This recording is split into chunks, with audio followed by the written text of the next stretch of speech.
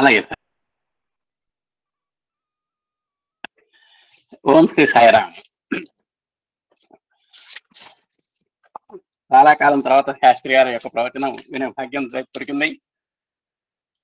ఈరోజు ఎలాగైనా సరే ఈ కాలచక్ర భ్రమణంలో ఈ వలయం నుంచి మనకు ఉన్నతమైనటువంటి వలయానికి ఎలా వెళ్ళాలి అనేటువంటిది ప్రధాన లక్ష్యంగా తీసుకొని ఇవాళ సత్సంగం యామ్యాయిచ క్షేమ్యాయిచ అనేటువంటి 2 పదాలను మనకు వివరించారు గురువుగారు.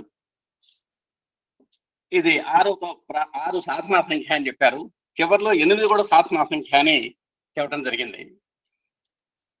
5 ప్రపంచ సాధన అయితే, అంటే ప్రపంచ సాధన, ప్రపంచంలో లౌకికంగా బతకటం కూడా ఒక సాధనే. అలాగే 6 ఉన్నత మార్గంలో సాధన అనేటువంటిది 2 విశ్లేషణ చేశారు. ఇవాళ 5వ మంత్రం ప్రపంచమైతే 6వ మంత్రం ఇవాళ సాధనాపరంగా నడిచింది అని చెప్పారు. యామ్యాయచ క్షేమ్యాయచ అనేటువంటి విషయాలు చెప్పారు. ఈ యామ్య అనేటువంటి దాంట్లో యముడు అనేటువంటి ద్యోతకం అవుతుందని, యమ నియమాలు కూడా ఇక్కడ కనబడుతున్నాయని, రకరకాలైనటువంటి శిక్షలు కానివ్వండి, ఏదైనా కానివ్వండి, అవన్నీ కూడా సంబంధమైనటువంటి స్ఫోరకాలు యామ్యాయచ అనేటువంటి మంత్రంలో మనకు స్ఫోరకం అవుతున్నాయి. అలాగే క్షేమ్యాయచ అనే దాంట్లో మరి ఉత్తమ లోకాలకు తీసుకెళ్లేటువంటి మనకు రుద్రుడు, అంటే ఉత్తమ లోక ప్రదాత అయినటువంటి రుద్రుడు, ఇవన్నీ కూడా మనకు కనబడుతున్నాయి. అలాగే శోభ అనేటువంటిది కూడా చెప్పారు, సావుభ అనేటువంటిది కూడా మనకు చెప్పడం జరిగింది. అలాగే ఉన్న ఉత్తమోత్తమ స్థితి కోసం పనిచేస్తాము అనేటువంటి ఒక శబ్దాన్ని మన కంకణ సాధనం కావాలి అనేటువంటి విషయం కూడా ఇక్కడ చెప్పారు. అలాగే సారూప్య సామీప్య సాయుధ్యాలు కూడా మనకు ప్రస్తావనకు వచ్చినాయి. అంటే ఆ ఉత్తమ స్థితులకు వెళ్ళేటువంటి స్థాయిల్లో మనం ఒకేసారి కాకుండా ఆ సోపాన మార్గం ఉంటుంది కాబట్టి ముందర సారూప్యమని, సాలోక్యమని, సామీప్యమని, సాయుధ్యమని మనం ఎవరైనా సరే స్టెప్ బై స్టెప్ వెళ్ళాల్సిందే కానీ ఒకేసారిగా ఇక్కడ పరమపద సోపాన పట్టణంలో మనం పైకి వెళ్ళేటువంటి మార్గాలు మనకు మానవ జీవనంలో తక్కువ అనేటువంటి విషయం కూడా ఇక్కడ అర్థమవుతుంది. అవి అలాగే శివతత్వం చెప్పారు. అలాగే అమ్మవారిగా కరుణాతత్వాన్ని కూడా వివరించడం జరిగింది. క్షేమం అంటే క్షేమ లోకము అనేటువంటిది కూడా ఇక్కడ మనకు చెప్పారు. అంటే ఉత్తమమైనటువంటి గతులు పొందేటువంటి ఒక సూత్రం కూడా దీంట్లో చెప్పారు. ఉదాహరణకి కుక్క కంటే ఆవు కంటే ఒక పక్షి కానివ్వండి, దానికంటే మనిషి కానివ్వండి, ఒక సాధుపుంగవుడు కానివ్వండి, ఒక ఋషి కానివ్వండి, మహర్షి కానివ్వండి, ఒక వేదవిధుడు కానివ్వండి, చివరికి ఆదిశంకరాచార్యుల వరకు కూడా తీసుకెళ్లారు. అంటే ఆ క్షేమ్యాయిచ అనేటువంటి దాంట్లో ఇంత ఉదాత్తమైనటువంటి ఉన్నతమైనటువంటి భావాలు ఇక్కడ మనకు బాగా కనబడుతున్నాయి. స్థూల సూక్ష్మ కారణ శరీరాలను కూడా చెప్పారు. అంటే ఒకేసారి కాకుండా స్థూల నుంచి సూక్ష్మము, సూక్ష్మ నుంచి కారణానికి కూడా మనం వెళ్ళాలి. ఈ గురు జన్మ మరణ చక్రంలో అధిగమించడానికి ఇవన్నీ కూడా ఉభయతారకమైనటువంటి మంత్రాలుగా వారు వాళ్ళ ప్రబోధించడం జరిగింది. అయితే దానికి అర్హతలు కూడా కావాలి అని చెప్పారు. మరి ఇక్కడ జ్ఞాన అజ్ఞాన అనేటువంటి చెప్పారు. జ్ఞాన సేవ, అజ్ఞాన సేవ అని కూడా చెప్పారు. అంటే తెలిసి చేసేటువంటి సేవలు, తెలియక చేసేటువంటి సేవలు, ఇవి కూడా మనకు మానవాళికి మనకు పనికొచ్చేటువంటి సూత్రాలుగా ఇక్కడ మనకు చెప్పబడ్డాయండి. తర్వాత కర్మఫలం మనం అనుభవించక తప్పదు అని చెప్పారు. అతీంద్రియమైనటువంటి స్థితిలో ఉంటేనే అతీంద్రియమైనటువంటి ఆ కర్మఫలాలను మనం అవగాహన చేసుకుంటాము అనేటువంటి విషయం కూడా ఇక్కడ మనకు చెప్పారు. తర్వాత పాద నమస్కారం కూడా స్వామికి చెప్పినటువంటి విషయాలు కూడా చెప్పారు. అంటే ఏ క్షణంలో పడితే ఆ క్షణంలో నా పర్మిషన్ లేకుండా పాద నమస్కారం మీరు తీసుకోవద్దు. నేను అన్నప్పుడే పాద నమస్కారం తీసుకో అన్నప్పుడు మాత్రమే తీసుకుంటే సూక్ష్మాతి సూక్ష్మ దశలో ఉన్నటువంటి ఆ దేవతల యొక్క పుంఖాలైనటువంటి రూపాలు అక్కడ వాళ్ళు హాజరై ఉంటారు. వాళ్ళ యొక్క గమనాగమనాలకు ఆటంకం లేకుండా మీకు ఎప్పుడైతే నేను పర్మిషన్ ఇచ్చారో వాళ్ళు చక్కగా దోదిస్తారు, మీరు నా పాద నమస్కారం చేసుకోవచ్చు అనేటువంటి ఒక అపూర్వమైనటువంటి విషయం. అంటే పాద నమస్కారంలో కూడా పర్మిషన్, వితౌట్ పర్మిషన్ చేస్తే ఎలా ఉంటుంది, వాటి యొక్క ఫలితాలు ఎలా ఉంటాయి అనేటువంటి విషయం కూడా మన చాలా మంది మన సభ్యుల్లో పాద నమస్కారం చేసుకున్నటువంటి వారు ఉన్నారు. కాబట్టి మరి దేనికి వద్దంటున్నారు, దేనికి మనకు లభించలేదు, దేనికి అవకాశం దొరకలేదు, దేనికి అవకాశం దొరికింది అనే దానికి ఒక విశ్లేషణ చేసుకోవడానికి ఇక్కడ అవకాశం ఉంది. తల్లిదండ్రులుగా మనం పుట్టడంలో రతన్ టాటా కడుపును నేను దేనికి పుట్టలేదు, అలాగే జవహర్ లాల్ నెహ్రూ కడుపున నేను దేనికి పుట్టలేదు, నేను కూడా ప్రధానమంత్రిని అయ్యేదాన్ని కదా అని మనం సామాన్యంగా లౌకిక అర్థంలో అనుకుంటాము. ఇవన్నీ కూడా మన చేతుల్లో లేవు. ఇవంతా కూడా పూర్వజన్మ సుకృత దుష్కృత ఫలితాలు అనేటువంటి ఒక గరుడ పురాణం ఉదాహరణ కూడా చెప్పారు. బుద్ధిగ్రాహ్యం అతీంద్రియం అనేటువంటి విషయం కూడా చెప్పారు. పశువు పశ్యతి అనేటువంటి విషయం కూడా ఇవాళ వచ్చింది. ఇవాళ చెప్పిన వాటిల్లో మంచి హైలైట్ అయినటువంటి విశేషాలు ఏంటంటే, ఆ సంభాసురుడు 2 దశల్లో ముగ్గురిని సృష్టించాడు. ఆయన పామ వేళ కట అనేటువంటి వాళ్ళని, అంటే రజ్జు సర్ప ప్రశాంతితో ఉన్నటువంటి వారిని అలాగే భీమా భాస్కర దృఢ అనేటువంటి రాక్షసుల్ని సృష్టించడం జరిగింది. ఒకళ్ళకి సంస్కారం లేదు, ఆ సంస్కారం కనుక నేర్చుకోవటం వల్ల వాళ్ళు గడిపినారు. వాళ్ళు వివేకము విచేషణతో 2వ కేటగిరీ సృష్టించబడింది. కానీ వీటి యొక్క సారాంశంగా మన గురువు గారు చెప్పినటువంటి సూత్రం ఏంటంటే, మొట్టమొదట పామ వేళ కట అనేటువంటి వారు రజ్జు సర్ప భ్రాంతికి ప్రతీకలని, రెండవది భీమా భాస్కర దృఢ అనేటువంటి వాళ్ళు సచ్చిత్ ఆనంద స్థాయికి ప్రతీకలని. కాబట్టి ఆ విధంగా ఆ స్థాయి నుంచి ఈ స్థాయికి రావాలి మనము. ఆ రజ్జు సర్ప భ్రాంతిని వీడి సచ్చితానంద స్థితికి ప్రతి మనిషి కూడా వెళ్ళాలి అనేటువంటిది కూడా చాలా చక్కగా చెప్పారు. అంటే ఇక్కడ వివేకము విచేషణ అనేటువంటి విశేషాలు కూడా బాగా చెప్పారు. అలాగే మరి సృష్టి ఒక్కసారి ఆ శంభాసురుడు విషయంలో ఒక చక్కటి విశ్లేషణ చెప్పారు. శంభాసురుడు 2 సార్లుగా 2 ముగ్గురు ఆయన సృష్టించాడు. ఆ సృష్టించినటువంటి వాళ్ళకన్నా ఆ బ్రహ్మ ద్వారా ముక్తి లభించింది కానీ, అంటే సృష్టికి ముక్తి లభించింది కానీ సృష్టికర్త అయినటువంటి సంభాసురుడికి ఇక్కడ ముక్తి లభించాల. ఇది అక్కడ చాలా హైలైట్ గా ఉంది శాస్త్రీయ చెప్పిన దాంట్లో. నిజంగా నేను సృష్టించాను, అసలు వాస్తవంగా నాకు రావాలి ఆ ప్రతిపత్తి, కానీ ఇక్కడ సంభాసురుడికి రాలేదు.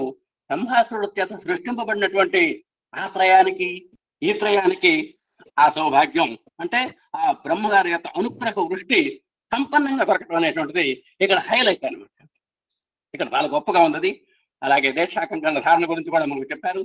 అలాగే సమాధి అని చెప్పారు, సమాధి అని కూడా చెప్పారు, సమత్వం అనేటువంటిది. అలాగే యమ నియమ వీటన్నిటికి కూడా చక్కటి విశ్లేషణలు చెప్పారు. అందుట్లో ఒక్కటి ఉదాహరణగా చూస్తే యమ అనేటువంటి దానికి 5 పార్ట్లు చెప్పారు. అహింస, సత్యము, బ్రహ్మచర్యము, అస్థేయము, అపరిగ్రహము అనేటువంటిది. ఊరికి యమము అంటారు తప్పత, అంటే మామూలుగా అంతరేంద్రియ నిగ్రహము యమ ఇవాళ మనం చెప్పుకుంటాం తప్ప వీటిల్లో ఇన్ని కోణాలు ఉన్నాయనేటువంటి విషయం కూడా ఇక్కడ చెప్పడం జరిగింది. అలాగే ప్రాణాయామాన్ని గురించి కూడా చెప్పారు. ధారయతీత ధర్మ అని చెప్పారు. అందుకనే అలాంటి ధర్మాన్ని ధరించినటువంటి వాడు సంపన్నుడు కనుకనే రామో విగ్రహవాన్ ధర్మ అని మరి ఆ మారీచుడి చేత శ్లాఘింపబడినటువంటి శ్రీరామమూర్తిని కూడా వాళ్ళు మనం గుర్తు తెచ్చుకున్నాం. ఈ విధంగా 8 సాధనా చక్రం అని కూడా వాళ్ళ గురువు గారు చక్కటి విశ్లేషణ చేశారు. వారికి మనందరి తరఫున హృదయపూర్వక ధన్యవాదాలు తెలియజేసుకుంటూ ఇంకో కార్యక్రమంలో మనం ప్రొసీడ్ అవుదాం. సాయిరాం.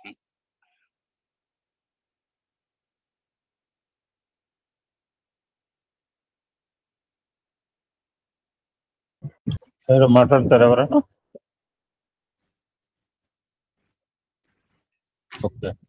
సాయినాథ్కి నమస్కారాలు. నేను చెప్పిందా చెప్పమ్మా. వెయిట్. సరే సరే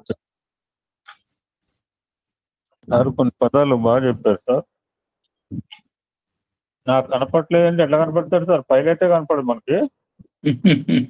ఎవరైనా పైలట్ చూసారా సార్?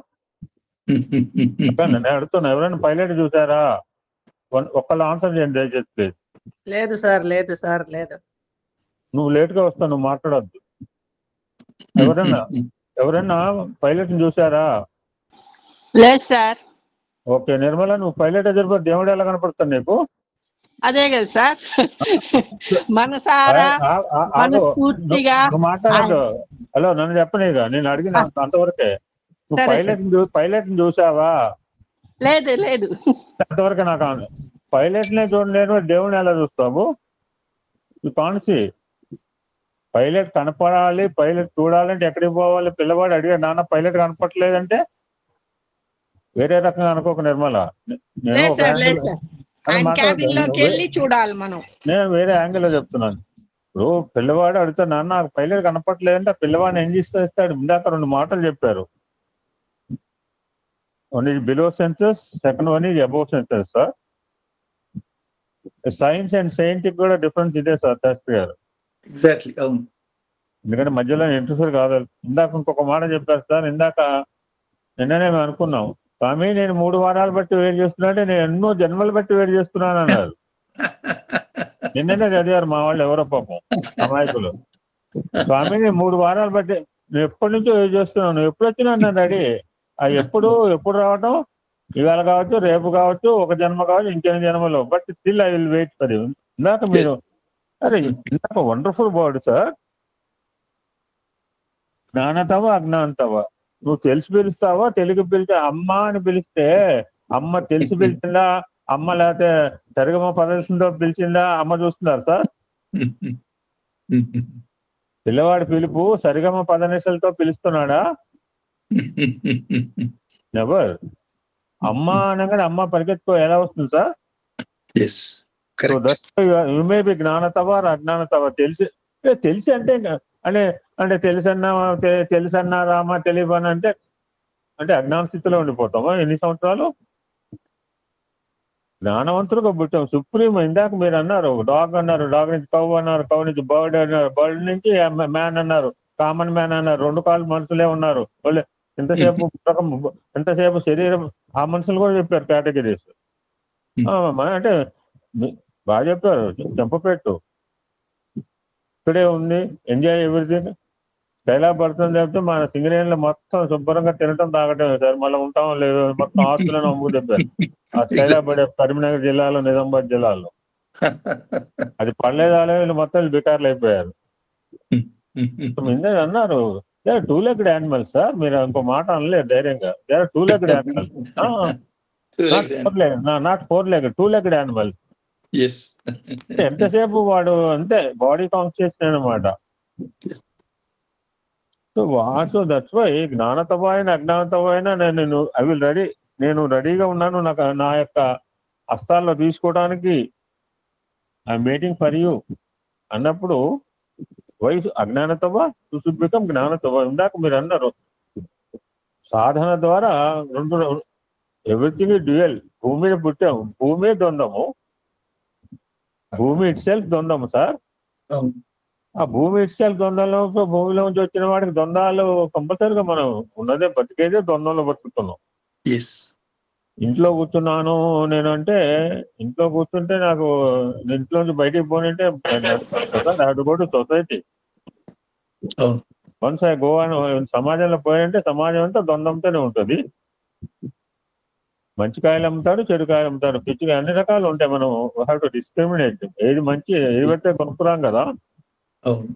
ఏమో డబ్బులు ఇస్తున్నావా, పుచ్చుకాయలు ఇచ్చావు నేను కూడా అంటుంటాను. మన పొరపాటు మా ఇంటికి పోతే మా మేడం నన్ను బ్లాక్ చేస్తుంది, ఆ మాత్రం కనపడదా అన్నప్పుడు మనకు 2 ఉన్నది. బట్ కర్మఫలాన్ని ఈవెన్ అవతార పురుషులు కూడా మస్ట్. కృష్ణ పరమాత్మ బాణం వేయించుకొని వదిలేశాడు ప్రాణాన్ని. మస్ట్. ఎందుకంటే ఒక కారణంతో దేహం వచ్చినప్పుడు ఆ కార్యం అయిపోయిన తర్వాత ఏదో ఒక మిష చేత దేహాన్ని వదిలిపెట్టడం జరుగుతుంది సార్. ఎందుకంటే ఒక అవతార పురుషుడు కూడా ఒక నిర్దిష్టమైన ఆయు ప్రమాణంతో వస్తారు. ఆ అవతారాలు పుక్కిడి పురాణాలు కాదు అని నిదర్శనానికి నీకు చేతులు మూను అంటాం. ఎవరైనా చూసారా? 3 చేతులు స్వామి చేతులు తీసుకుని మూను చూపించారు సార్. మూన్ని చేతిలో తీసుకురావడం, అక్కడ లేడు మూను, అక్కడ ఒకటే మూను ఉన్నట్టు. ఆకాశంలో 3 లేట కాసేపు. ఎందుకంటే 2 మూలు ఉంటాను. మళ్ళీ చూడండి స్వామి, చూడండి ప్రకృతి నియమాలు. అక్కడో 3 ఉంచుతాను, నా చేతిలో there is only one moon sir, there is only one God, there is only one sun. నాకు వాడికి పోలికైంది సార్. సూర్యుడి కాలంలో సూర్యుడు వెలుగుతాడు, చంద్రుడి కాలం చంద్రుడు వెలుగుతాడు. I should not compare it anybody, I should compare myself only. మొన్న బ్యూటిఫుల్ కొటేషన్ బుద్ధుడు సార్. నువ్వు ఎవరి జీవితాలు ఒక క్వశ్చన్ పేపర్ సార్. నాకు ఒక క్వశ్చన్ పేపర్, కొటేషన్ దగ్గర ఒక క్వశ్చన్ పేపర్, నాగమణికి ఒక క్వశ్చన్ పేపర్ సార్. అంతే. That is true. కాపీ కొట్టడానికి ఇక్కడ అవకాశం లేదు. ఇక్కడ కాపీ కొడితే ఏం కనపడుతుంది? క్వశ్చన్ డిఫరెంట్, కాపీ కొడితే ఏమవుతుంది? పాస్ కావు. ఇక్కడే మీరు చెప్పిన మంత్రంలో 6వ మంత్రంలో అంటే ఇదే లోకాల్లో పోతుంటాం, ఎంజాయ్ చేస్తుంటాం, అంతవరకు అయిపోతే మళ్ళీ కింద రావడం, ఎంజాయ్ చేయడం, మళ్ళీ పైకి పోవడం, ఎంజాయ్ చేయడం. It's only here. ఎంత మీరు ఎంత రూఢిగా సార్, ఎంత ఎటువంటి డౌట్ లేకుండా ఎనీబడి ప్రతివాడు కూడా భగవంతుని చేరవచ్చు, భగవంతుల్లో కావచ్చు, భగవంతుల్లో ఐక్యం కావచ్చు. ఎంత కొండబద్దలు every human being have this eligibility. That's true. ప్రతి వాడికి ఎందుకంటే సార్, ఇప్పుడు నేను చెప్తున్నాను, వాడు ఎవడైనా పొరపాటు వాడు అన్నాడు నీకు అర్హత ఉందా అని చెప్పి ఆయనకు ఉందా, ముందు ఆయనకుంటే నాకు చెప్పాలి సార్. మానవుడిగా పుట్టిన ప్రతి వాడికి మీరు అన్నారు ఆ యొక్క జ్యోతిర్మయ దర్శనానికి అవకాశం. మీరు ఒక్కరు మాత్రమే చెప్తున్నారు సార్, అందరూ అట్లా చెప్పట్లేదు, ఆర్గనైజేషన్ వాళ్ళు కూడా అట్లా చెప్పట్లేదు. నేను బాబాకి దగ్గరగా ఉంటాను. అక్కడ కామరాజ్ అనిల్ కుమార్ గారు కళ్ళము నీళ్ళు వచ్చింది సార్, ఒక మెసేజ్ పెట్టాడు. జనరల్ గా ఈ మధ్య నేను తగ్గించాను, రాత్రి ఎందుకునో ఉదయం కదిలిపోయింది సార్. స్వామి తను 10 కోట్లు ఇచ్చారు స్వామి, స్వామి ఇతను 20 కోట్లు ఇచ్చారు స్వామి, ఇతను 50 కోట్లు ఇచ్చారు స్వామి, అతను 100 కోట్లు ఇచ్చారు స్వామి, నా దగ్గర కోట్లు లేవు స్వామి, వేసుకోవడానికి కోట్లు లేవు, మీరే ఇస్తేనే కోట్లు స్వామి. I'm unable to do. నేను ఏమి చేయలేకపోయాను 3 సార్లు అంటే స్వామి, 3 సార్లు అంటాడు అనిల్ కుమార్. ఎవరన్నా చూసారో లేడో, సుఖం కదిలిపోయింది సార్ వీడియో. నేను మీకేమి చేయలేకపోయాను, ఏమి చేయలేకపోయానంటే అప్పుడు స్వామి అన్నారు, ఆ కోట్లు ఇచ్చిన వాళ్ళు ఎక్కడున్నారు? హోటల్ రూమ్ లో, లాడ్జీలో ఉన్నారు అనిల్ కుమార్. నువ్వెక్కడున్నావు? నా సమక్షంలో, నా పక్కన ఉన్నావు, నా రూమ్ లో ఉన్నావు. వాళ్ళు అదృష్టవంతులా, నువ్వు అదృష్టవంతులా? వాళ్ళు డబ్బులు ఇస్తే నువ్వు you have given your. Sir అవతార పురుషుడు బహుశా ఎవరినైనా అన్నాడో లేదో నాకు తెలియదు సార్. ఇప్పుడు నువ్వు చెప్తాను, మహనీయుని దూరం పెట్టాము సార్. మనం ఎటువంటి వాళ్ళం సార్ మనం? ఇది అజ్ఞానంతో చేయటమే పనులన్నీ సార్. ఇప్పుడు నేను చెప్తున్నా సార్, సార్ విత్ మీ అని ఎవరైనా అన్నాడండి స్వామి? నాకైతే నాకు తెలిసి ఎవరన్నా లేదు సార్. కోట్లు ఇచ్చిన వాళ్ళు హోటల్లోనూ, లాడ్జీలో ఉన్నారు, నువ్వు నా దగ్గర ఉన్నావు, నా పక్కన ఉన్నావు, నా రూమ్ లో ఉన్నావు. ఇంతకంటే అదృష్టం, ఇంతకంటే నువ్వు you have given your life to me అని స్వామి నువ్వు అవతార పురుషుడు అన్నాడండి. నాకు తెలిసి ఎవరిని అనలేదండి. నువ్వు నా జీవితాన్ని ఇచ్చిన అన్నవాడిని మనం చివరి రోజులో ఆయనకు ఇవ్వాల్సిన గౌరవం ఇవ్వకుండా మనం బాధ పెట్టాం సార్. అదే అజ్ఞానం అంటా నేను. అంతే ఇది కూడా స్వామి చెప్పింది కలి లక్షణం. కలి లక్షణంలో ఏమవుతాయంటే మంచిగా చూడలేని ఒక దౌర్భాగ్య స్థితి వస్తుంది. అందుకనే కొంత అతీంద్రియ జ్ఞానం పొందే ప్రయత్నం చేయకపోయేటట్టయితే ఇంద్రియానుభూతులకే లోబడి నిర్ణయాలు తీసేసుకుంటారు, జరుగుతాయి అవి. వాటిని మనం డిస్టర్బ్ కాకూడదు అంతే సార్. ఎందుకంటే నేను నా హృదయం ద్రవిస్తాను సార్. బిఫోర్ లాస్ట్ ఇయర్ నేను ఆరాధన రమ్మంటే ఆయనకు ఫిబ్రవరి నుంచి చాలా అవస్థపడ్డాడు సార్ శారీరకంగా సారు. ఒళ్ళంతా పుండులండి, సమ్మరు ఒళ్ళంతా మంటలు, పుండండి, కూర్చోలేక, నించోలేక, నిద్రపోలేక ఎంతో అవస్థగా ఉంటే, please leave me call some other person అని నాకు ఎన్నో మెసేజ్ పెట్టే, లేదు సాయిరాం మీరు వస్తారు. అటువంటి పరిస్థితిలో సార్ నేను ఎవరు స్పీకర్ని పెట్టకపోతే ఆరాధన డేకి మంచం మించి లేచి వచ్చాడండి. ఆయన నోట్తో అన్నాడు, మీరు పిలవకపోయినా ఒక దొంగలాగా వచ్చాను, మీరు దొంగ వచ్చి ఒక 20 నిమిషాలు మాట్లాడారు సార్. ఈ ఆరాధన దినోత్సవం అంటే ఆయన చెప్పింది ఒకటే, ఆరాధన దినోత్సవం కాదు, ఇది ఆచరణ దినోత్సవంగా మనం అది యాక్చువల్లీ కనువిప్పు దినోత్సవం. అది ఆయన చేసిన పని 24వ తారీఖు ఏప్రిల్ నాడు 2011 ఆయన చేసిన పని కొంచెం ఆలోచించేటట్టయితే the ultimate the sheep gets separated from the goat అనే మాట ఏదైతే ఉందో ఇండైరెక్ట్ గా చేశారు.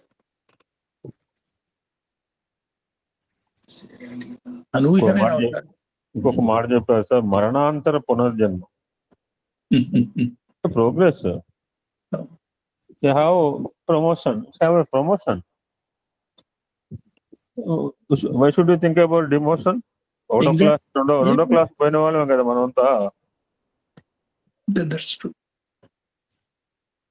ఇంకొక అద్భుతం పదం చెప్పారు సార్, ధార్మిక దృఢ సంకల్పం. సార్ ఏం పదం అండి ఇది? What a wonderful word sir, ధార్మిక దృఢ సంకల్పం సార్. మరియు అంటే అది సూక్ష్మత కోసం, స్థూల నుంచి సూక్ష్మత కోసం. ఇప్పుడు కాయ కింద పడింది సార్, ఎంతసేపు కింద పడుతుంది, ఎందుకంటే ఫ్లూట్ ఆకర్షణ శక్తి ఉంది సార్. ఇప్పుడు రాకెట్ అనుకున్నవాడు ఏం చేస్తే he failed many times because he unable to apply this escape from this velocity. వాడికి తెలియలా ఎంత బాగా రాకెట్ ను మానవ జీవితానికి అన్వయించారు సార్ మీరు. రాకెట్ కి మానవ జీవితానికి ఎట్లా ఎంత చక్కగా అన్వయించారు సార్. మనం కూడా చుట్టూ తిరుగుతూనే ఉన్నాం మనం. దాని నుంచి బయటపడాలంటే దాని వేగానికంటే దానికి వేగం కంటే భిన్న వేగంతో అయితే బయటపడగలం, లేదంటే అదే సార్ అదే అంతే. గానుగ దగ్గర పడుతుంది చూసారా, తిరుగుతూనే ఉంటుంది పాపం. అది గానుగ దగ్గర తిరుగుతూనే ఉంటుంది అది ఎందుకో. రాకెట్ కనుక ఈ యొక్క భూమి ఆకర్షణ శక్తి తత్వాన్ని 7.8 km/s కనుక అంటే ఒక్కసారే తెలిసి ఉంటుంది ఆ శాస్త్రవేత్తకి. రాకెట్ తయారు చేసిన వాడికి, రైట్ బ్రదర్స్ కావచ్చు, ఎవరో కావచ్చు, లెట్ ఇట్ బి. ఈ ఫెయిల్డ్ మెనీ టైమ్స్. నిన్న మేము ఆర్లం జుమ్సాయి గురించి అనుకున్నాం సార్. జుమ్సాయి failed 10 times. 10 సార్లు అంటే ఒక ప్రాజెక్ట్ ఎన్ని కోట్లు ఖర్చు పెడుతుంటారండి. వీడేమో పోటుగాడని చెప్పి వీడిని ఆ నాసా వాళ్ళు తీసుకుంటే ఒకసారి ఇచ్చారు సార్, సెకండ్ టైం అన్నాడు, థర్డ్ టైం. ఎన్ని కోట్లు వృధా చేసి ఉంటాడండి దేశం సొమ్ము. అందుకనే ఇక బతకడం అనవసరం అనుకునే అటువంటి టైంలో భగవంతుడు ఆ ఫార్ములా చూపించటము. పైగా అది మార్చికి అంటే స్వామే దిక్కండి. బోత్ లౌకిక జ్ఞానానికి పరాకాష్ఠకైనా ఆధ్యాత్మిక జ్ఞానం పరాకాష్ఠకైనా స్వామే దిక్కు. మీరు ఇంకో మాట చెప్పారు సార్. మనం చేయవలసిన పనులు కానీ చేస్తే ఆయన ఆపన్న హస్తాన్ని, అభయ హస్తాన్ని ఇవ్వడానికి ఆల్వేస్ రెడీ సార్. ఎవరు రెడీ? తలుపులు మూసి కూర్చుంటే ఆయన లోపలికి ఎట్లా వస్తారు sir? I have bright sunlight sir. ఎప్పుడు నేను పొద్దున్న లేవగానే ముందు తలుపులు ఇస్తాను సార్. మాకు బ్యూటిఫుల్, నాకు సూర్యోదయం మా ఇంట్లో నాకు అద్భుతంగా కనపడతాడు. నేను తలుపులు మూసి కూర్చొని వెలుగులు రాలేనంటే ఆయన ఏం చేస్తారండి? He ready to guide us, he ready to god us at any time. సర్వవేళ సర్వకాల సర్వావస్థలందు తన ఆపన్న హస్తాన్ని అందించడానికి రెడీగా ఉన్నాడు, సుముఖంగా ఉన్నాడు. కానీ హస్తాన్ని అందుకోవడానికి మనం రెడీగా ఉండాలి కదా. రెడీగా ఉండాలి అంతే. కరెక్ట్. సరే సార్, నీటిలో పడ్డారు సార్, చేయిస్తే ఆ చేయని నేను పట్టుకోలేకపోతే ఆయన ఏం చేస్తాడండి? ఒడ్డు మీద కూర్చున్నాడు, ఆయన నీళ్ళలో ఉన్నావు, చేయి అయినా చేయి ఇచ్చారు sir. Catch that hand, what he can do. అందుకని నీళ్ళలో కూడా దూకుతున్నాడు స్వామి. ఎగ్జాక్ట్లీ.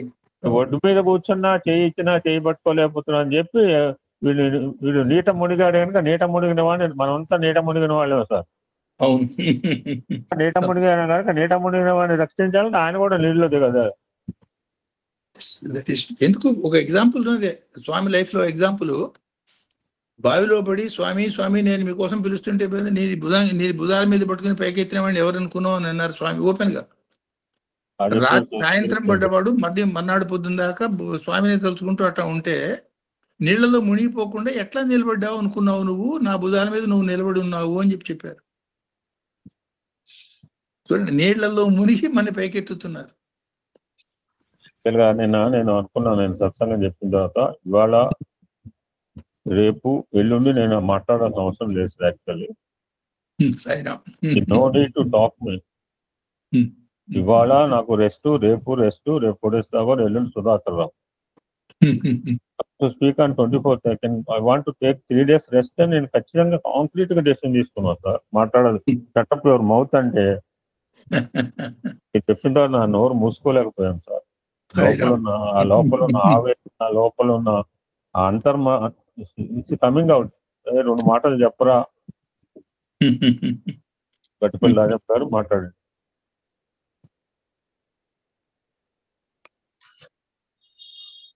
శాస్త్రి గారికి, ఎమ్మెల్యే గారి దంపతులకు, సాయినాథునికి నమస్కారాలు.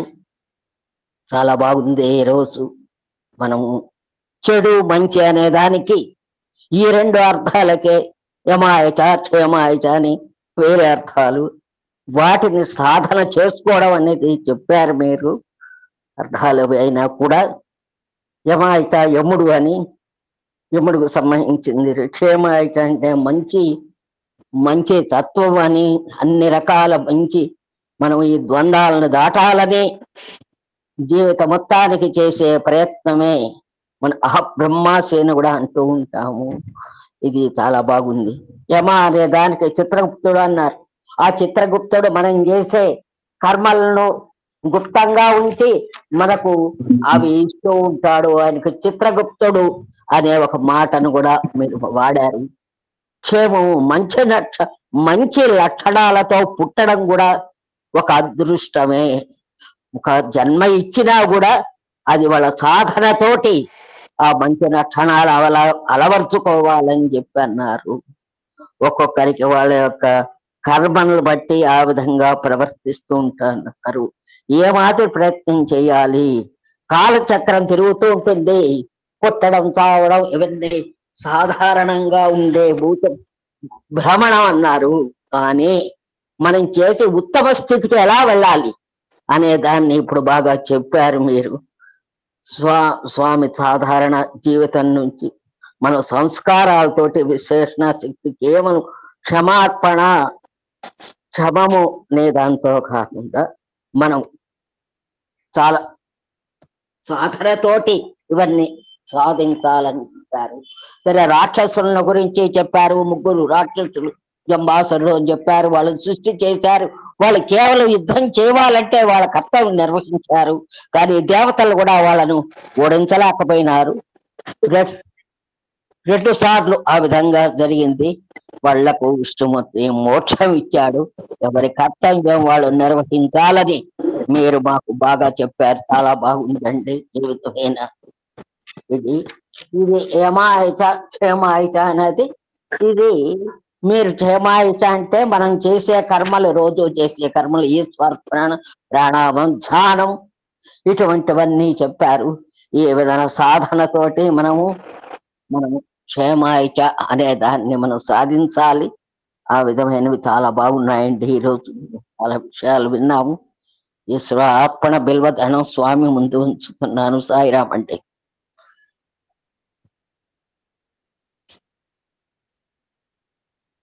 ఇంకొక మాట సార్, ఒక పుట్టిన బిడ్డ ఉన్నాడు సార్, ఏం సంస్కారం లేదు వాడికి. అలాగా ఉండిపోతే వాడే దేవుడు సార్. ఎగ్జాక్ట్లీ. అందుకే దత్తాత్రేయుడు అవతారంలో బాల ఉన్మత్త పిశాచివత్ అంటారు. అదే కారణం. ఏ సంస్కారం లేదు, ఇంకా బయటికి రాలే. ఈ కళ్ళతో చూసింది, ఈ చెవులతో విన్నది అన్వయించుకోవటం మూలంగా వెనక జన్మల సంస్కారాల బలం కలిసి అది తాడు పేనినట్టుగా పేనుకుపోయి బంధించబడతాడు. అదే దామ వేళ కట ఇండైరెక్ట్ గా రజ్జు సర్ప భ్రాంతులు కూడా ఇండైరెక్ట్ గా అర్థం అదే. బంధించబడటం, బంధించబడకుండా ఉండటం అంటే విముక్తి కావటం. సో బంధించేదానికి కారణం తాడు కాబట్టి ఆ రజ్జు సర్ప భ్రాంతి అన్నారు.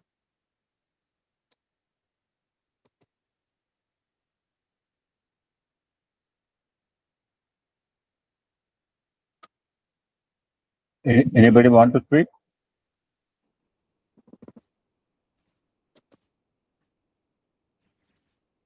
Okay, sir. Thank you so much.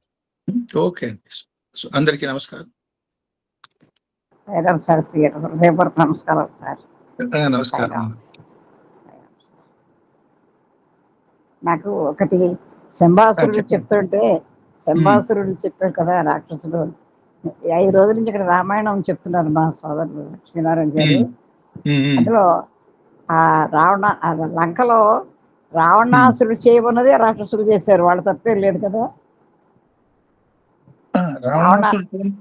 రావణాసురుడు చేయమనేది రాక్షసులు చేశారు. కరెక్టే.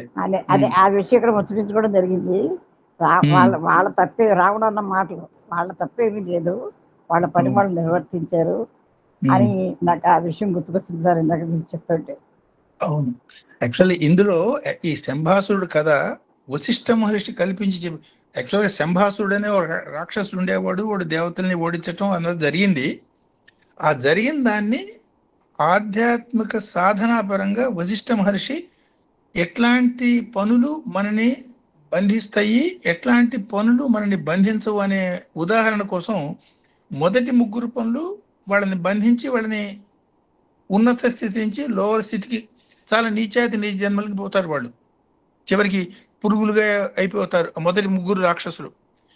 సో ఈ తర్వాత ఉన్న 3 రాక్షసులు ఆ విచారణ విచక్షణతో ఎక్కడికక్కడ మనకి అనుకూలం కాని దాన్ని దూరం పెట్టడం, మన ప్రోగ్రెస్కి పనికొచ్చేదాన్ని మాత్రమే ఆలోచించటం, ఆ పని చేయటం మూలంగా సాక్షాత్ విష్ణుమూర్తి చేతులు హతమే విష్ణువులు ఐక్యమైపోతారు. వీళ్ళు ఐక్యమవుతారు తప్ప వీళ్ళని పుట్టించినట్టు శంభాసుడికి ఆ యోగ్యత కలగదు. అంటే సో యాక్చువల్గా అందులో ధర్మ సూక్ష్మం ఉంది. కోటేశ్వరరావు చెప్పినట్టుగా యాక్చువల్గా సృష్టించటం అనేది బ్రహ్మ సృష్టి, వీడు అక్షర శంభాసురుడు సృష్టి. శంభాసురుడు సృష్టికైనా సరే, లేదు విశ్వామిత్రుడు సృష్టికైనా సరే, లేదు బ్రహ్మ సృష్టికైనా సరే, లేదు మన సంకల్పం చేత పుట్టిన ఒక వ్యక్తికైనా సరే, నియమబద్ధంగా ఎందుకోసం వచ్చామో అది మాత్రమే కర్తవ్య నిర్వహణ తప్ప వేరే సంస్కారాలు ఏర్పాటు చేసుకోకుండా ఎవరైతే బతుకుతారో వాళ్ళు మోక్షం పొందుతారు అనే రహస్యం అందులో ఇండైరెక్ట్ గా బయటకు వచ్చింది. సరే సార్, ఇంకొక మాట, 100% కరెక్ట్ సార్. అన్ని స్వామి చేసి క్రెడిట్ మాత్రం మనకిస్తారు. 100% కరెక్ట్, 200% కరెక్ట్ సార్. చేసేది ఆయన, క్రెడిట్ మాత్రం మనకిస్తారు. అర్జునుడికే పని చేశారు, మనకేం ఇప్పుడు రుద్రభాష జిఎస్ శాస్త్రి గారు చెప్తున్నారని మేము అంటున్నాం, కానీ చేస్తున్నాం స్వామి. అది మన వల్ల ఏది కాదమ్మా, స్వామి చేయాల్సిందే. గ్రేట్ స్వామి సార్, చాలా సంతోషం సార్. మాకందరికి ఈ రుద్ర విషయాలు ప్రతి క్షణం గుర్తుకొస్తాయి సార్. చేష్ట వేసా, కరీక్ష వేసా, ఉచ్చే ఘోష, ఇవన్నీ కూడా ప్రతి క్షణం గుర్తుకొస్తాయి సార్. అంత బాగా మేము మురళకి ఎక్కించుకునేలాగా మీరు భాష్యాన్ని చెప్తున్నారు సార్. ఆ శంకరాచార్య వారు, ఆది శంకరాచార్య వారు ఎప్పుడో దీనికి భాష్యం రాశారు, అవన్నీ మనం చదవడం తప్ప ఇప్పుడు ప్రత్యక్షంగా చూస్తున్నాం మీరు చెప్పే భాష్యం. మీకు మా శిరస్సు వంచి పాదావదా మీకు ప్రత్యక్షంగా కలిసే అవకాశం లేదు కాబట్టి ఊహించుకుంటూ శిరస్సు వచ్చి పాదావదనాలు చేసుకుంటాం. లేదు సార్, లేదు, మీలో ఉన్న స్వామికి శిరస్సు వచ్చి పాదావదనాలు చేసుకుంటాం. మా సోదరులకి హృదయపూర్వక నమస్కారాలు, కృతజ్ఞతలు చేసుకుంటాం. సాయిరాం శాస్త్రి గారు, నిఘంటు సాయిరాం, మీరు నిఘంటు సాయిరాం. మానవ జీవితాల్ని సరైన బాటల్లో దిద్దడానికి మా సత్సంగానికి వచ్చి ఇలాంటి చక్కటి మాకు ప్రసంగాలు ఇస్తా ఉన్నారు. మీ రుణము మా లక్ష్మీనారాయణ గారి రుణం మేము తీర్చుకోలేము సాయిరమ్మ. ఈ అవసాన దశలో ఇలాంటి మాటలు మేము వినగలిగే పుణ్యం మాకు కలిగించారు. మీకు జన్మ జన్మలకి మేము రుణపడి ఉంటాం సాయిరాం. మనంతా ఒకటేనమ్మా. సాయిరాం తల్లి. సాయిరాం శాస్త్రి గారు నమస్కారాలండి. నమస్కారం అండి. మీరు పాద నమస్కారం గురించి చెప్తుంటే ఒక సన్నివేశం గుర్తొచ్చిందండి. ఒక విద్యార్థి రాశారు అన్నమాట. అంటే ఇప్పుడు పెద్ద ఆయన అయ్యాడు, ఆయన విద్యార్థిగా ఉన్నాం భజన జరుగుతోంది, స్వామి సింహాసనం మీద కూర్చున్నారు. తనకి మరి ఏం అవకాశం వచ్చిందో, ఎందుకు అనిపించిందో స్వామి పాదాలకి నమస్కారం చేసుకోవడానికి దగ్గరికి వెళ్ళాటండి. వెళితే స్వామి ఆగు ఆగు అన్నారటండి. మరి ఎందుకు ఆగమన్నారో ఏంటో తెలియదు, ఆగిపోయాడు. ఆ నెక్స్ట్ సాంగ్ సత్యసాయి పాదాంబుజం పాడారటండి విద్యార్థులు అక్కడ. ఇప్పుడు నమస్కారం చేసుకో అన్నారటండి ఆ పాట పాడేటప్పుడు. సాయిరాం. ఆ తర్వాత వాళ్ళు ఆ పాట పాడతారని స్వామి అసలు సర్వాంతర్యం ఆ పాట వచ్చాక అప్పుడు ఇప్పుడు చేసుకో నమస్కారం అన్నట్టండి. అది స్వామి చెప్పినప్పుడే పాద నమస్కారం అంటే గుర్తొచ్చింది. సాయిరాం. అదే ఆయన వల్లే సాధ్యం, మన వల్ల.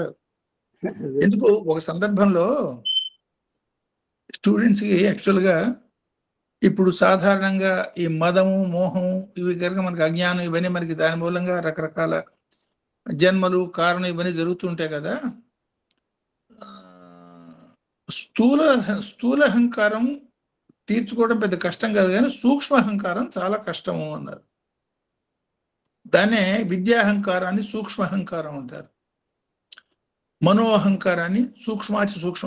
ఎంత అహంకారంలో కూడా ఎంత సూక్ష్మత అయ్యేటట్టయితే అంత ఎక్కువ కష్టం దాన్ని తీర్చడం.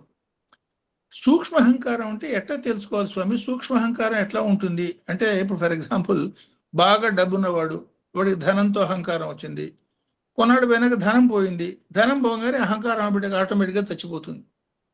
చాలా రూపవంతుడు లేకపోతే రూపవతి, ఆ అందం చూసి అహంకారం వచ్చింది, ముసలితనం వచ్చింది, రూపం పోయింది, అహంకారం పోతుంది. అది సహజంగా పోతాయి. ఎందువల్ల? ఏదో కారణం చేత వచ్చినవి. ఈ సూక్ష్మంగా మనసుకు అంటుకుని ఉండే అహంకారాన్ని పొరలాగా ఉన్నదాన్ని దాన్ని తీసుకోవడం ఎక్కువ కష్టం. అంటే అది దాన్ని ఎట్లా అర్థం చేసుకోవాలి అని ఒక ప్రశ్న అడిగాడు స్టూడెంట్. స్వామి చెప్పిన ఎగ్జాంపుల్ అది ఊహకు కూడా అందదు. ఆయన చెప్పిన ఎగ్జాంపుల్ చెప్తాను, మీకు అర్థమవుతుంది. చాలా డే టు డే లైఫ్లో జరిగే విషయాలతో, సపోజ్ మనం ఏదో కూర్చొని మాట్లాడుకుంటున్నాం. ఆ మాట్లాడుకుంటున్నప్పుడు ఒకతను, నాకు అర్జెంట్ పని ఉంది, నేను వెళ్ళాలి, ఎక్కడ పోయి బెంగళూరు పోయి టికెట్ తీసుకోవాలి, బుక్ చేయాలంటాడు. సో లేదయ్యా, అక్కడ బెంగళూరు దాకా ఇప్పుడైతే ఈ మధ్య కాలంలో కొత్తగా ట్రైన్ ఒకటి వచ్చింది, నువ్వు బెంగళూరు దాకా పోక్కలేదు, డైరెక్ట్గా పుట్టపర్తి నుంచి నువ్వు చెన్నై వెళ్ళిపోవచ్చు, దేర్ ఇస్ నో ప్రాబ్లం, రీసెంట్గా వచ్చింది కాబట్టి నువ్వు బెంగళూరు పోయి చెన్నై బుక్ చేసుకునే అవసరం లేదు, పుట్టపర్తి నుంచి డైరెక్ట్ ట్రైన్ పోవచ్చు అని చెప్పారు. ఓహో అట్లానా అనుకున్నాడు, ఆశ్చర్యపోయి చూస్తే నిజంగానే there is a train to Puttaparthi. ఆ ట్రైన్ టికెట్ తీసుకున్నాడు, సంతోషంగా వెళ్ళిపోయినాడు. అట్లా కొన్నాళ్ళు గడిచిపోయినాక ఏదో మాటల సందర్భంలో ఆ డిస్కషన్, ఈ ఇద్దరే ట్రైన్లో కలిసినప్పుడు, నాకు అసలు ఈ ట్రైన్ ఉన్నదని తెలియదండి, ఎవరైతే చెప్పారో ఆయన అప్పుడు జస్ట్ క్యాజువల్గా కలుసుకున్నారు, మాట్లాడుకున్నారు, అయిపోయింది. ఈ ట్రైన్ సంగతి నాకు తెలియదు, పుట్టపర్తిలో నేను మాట్లాడుతున్నప్పుడు ఆయన ఎవరో చెప్పారు, చెప్పింది ఈయనే, ఇద్దరు మాట్లాడుకుంటున్నారు, ఆయన ఎవరో నాకు చెప్పారు, ఆ చెప్పటం మూలంగా అప్పుడు ఇది గుర్తొచ్చి నేను ఎందో వెళ్ళాను అని అవతల వాడు చెప్పాడు అనుకో, అప్పుడు నీ మనసులో నీకు ఏమనిపిస్తుంది? అరే నేనే కదా చెప్పింది, నేను చెప్పిన విషయాన్ని నాకే మళ్ళీ చెప్తున్నాడే అనిపిస్తుందా లేదా నీకు అని అనిపిస్తుందా? దాన్ని సూక్ష్మ అహంకారం అనుకో. అంటే పైకి కనపడుతున్నది కాదు, ఆ నేను అనే భావంతో అంటిపెట్టుకున్నటువంటి సూక్ష్మ అహంకారాన్ని పోగొట్టుకోవాలి, అప్పుడు నీకు భగవంతుడు దొరుకుతాడు. అంటే అహంకారమే ఎన్ని స్థాయిలో ఎంత సూక్ష్మంగా మనిషిని పట్టి ఉంటుంది, దాన్ని పోగొట్టుకోగలిగినప్పుడు అంతకన్నా సూక్ష్మమైనటువంటి అహంతత్వాన్ని, భగవంతుడి యొక్క అహంతత్వాన్ని మనం పొందగలుగుతాం. అది అహం బ్రహ్మస్మినికి దారితీస్తుంది. అనేక స్థాయిలో అహంకారం మనిషిని ఆశించుంటుంది. దీన్ని బట్టి చూస్తే మనం చేసేటువంటి సేవల విషయంలో ఎంత జాగ్రత్తగా ఉండాలో అర్థమవుతుంది. అందుకోసమే ఆ మాట చెప్పింది. ఆ మాట అనకుండా ఈ మాట చెప్పిన ఉద్దేశం అది. నేను చేస్తున్నాను అనే అవకాశం మనకు కలగకుండా ఉండేదానికి కనీసం ఇద్దరు కలిసి చేయండి అనే మాటలో ఉద్దేశం అది. నేను అంటే అహంకారం సైలెంట్ గా కనపడకుండా ఆ నేను అనే శబ్దంలోనే అహంకారం ఉంటుంది. మేమంటే అహంకారం ఆటోమేటిక్ గా డైల్యూట్ అయిపోతుంది. అవిద్య, అహంకారం, దాన్ని దూరం చేయటమే ఎంత సాధనల అన్నిటి యొక్క సాధన ధ్యేయం. అది మనసుకే ఎక్కువ సంబంధం. సార్ మా మేడం ఒక చిన్న విషయం సార్, మా మేడం ఎప్పుడో అంది, నేను మర్చిపోయాను సార్. ఒకసారి దక్షిణామూర్తి తత్వం గురించి సత్సంగం చెప్పరా? తప్పకుండా. నేను ఎందుకు అడిగాను సార్, ఈ మధ్య నేను మర్చిపోయాను, ఇవాళ ఇప్పుడు సడన్ గా గుర్తుకొచ్చింది. చెప్తాను. దక్షిణామూర్తి తత్వం గురించి ఒకసారి సత్సంగం చెప్పండి సార్. తప్పకుండా. దక్షిణామూర్తి స్వామి కన్నా స్వామి దక్షిణామూర్తి తప్పకుండా చెప్పుకున్నాం. Will do that. Thank you sir. Next week also 4వ తారీఖు, మనకి 28వ తారీఖు కూడా ఉంది సార్ సత్సంగము. ఓకే అండి. అందరికీ నమస్కారం. సాయిరామ్.